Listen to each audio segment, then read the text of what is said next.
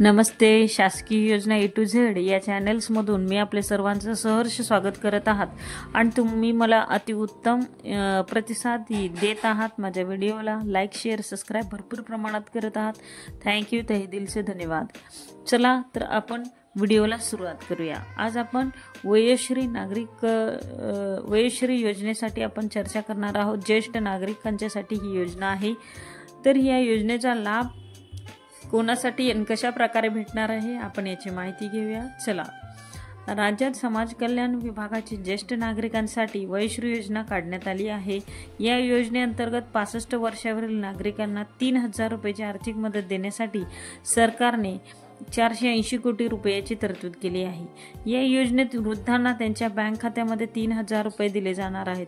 वृद्धावस्थेमुळे त्यांना ऐकण्यात, दिसण्यात आणि चालण्यास अडचण येत असते, तर अशा लोकांसाठी चष्मा, श्रवणयंत्र, अनेक आवश्यक उपकरणेही देण्यात येणार आहेत.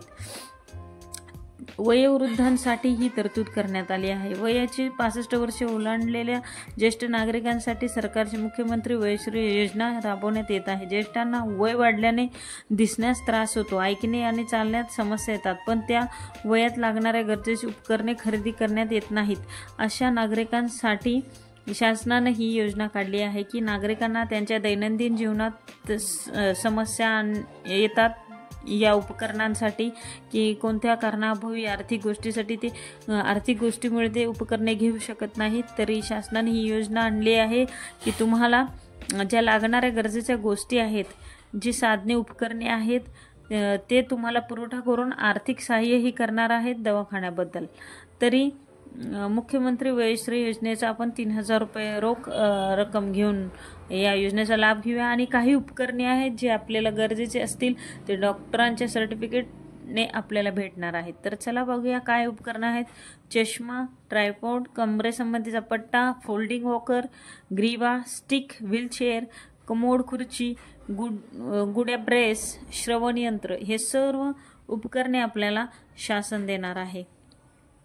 आता या योजनेसाठी पात्रता काय लागते हेही आपण जाणून घेऊया. अर्जदार हा मूळचा महाराष्ट्राचा रहिवासी असावा किंवा भारतातला रहिवासी असावा. अर्जदाराचे वय 65 वर्षे किंवा त्यापेक्षा जास्त नसावे. अर्जदाराच्या कुटुंबाचे वार्षिक उत्पन्न 2 लाख रुपयापेक्षा कमी असावे. अर्जदाराचे वय 65 वर्षाच्या वरील कोणतेही चालू शकेल. उमेदवाराला शारीरिक किंवा मानसिक त्रास असावा, असं डॉक्टरचं सर्टिफिकेट असावं. अर्जदाराचे बँक खाते आधार कार्डशी संलग्न असणे आवश्यक आहे. इथेही तुमचं आधार कार्डला बँक लिंक असणं किंवा बँक अकाउंटला आधार लिंक असणं किंवा आधारला मोबाईल नंबर लिंक असणे ह्या गरजेच्या गोष्टी आहेत. तर याही योजनेत लाभ घेण्यासाठी, आता प्रत्येक योजनेत लाभ घेण्यासाठी तुम्हाला आधारला बँक लिंक करून घ्यावीच लागणार आहे. तर या योजनेचा लाभ घ्या. ज्येष्ठ नागरिक लोकांना जास्त या योजनेचा पाठपुरावा करण्यासाठी आपण सर्वांनी एकत्र येऊया आणि त्यांचे कागदपत्र, कोणी तुमच्या शेजारी, तुमच्या नात्यातले, कुटुंबातले असतील, त्यांना आपण त्यांचे फॉर्म भरून देण्याचा मदत करूया आणि या योजनेचा लाभ घेऊया. आता या योजनेचे अर्ज कुठे भेटणार, तर तुमच्या असलेल्या खेड्यापाड्यामध्ये ग्रामपंचायतमध्ये हे फॉर्म भेटतील, महाई सेवामध्ये फॉर्म भेटतील, नगरपंचायत, नगरपरिषदमध्ये फॉर्म भेटतील.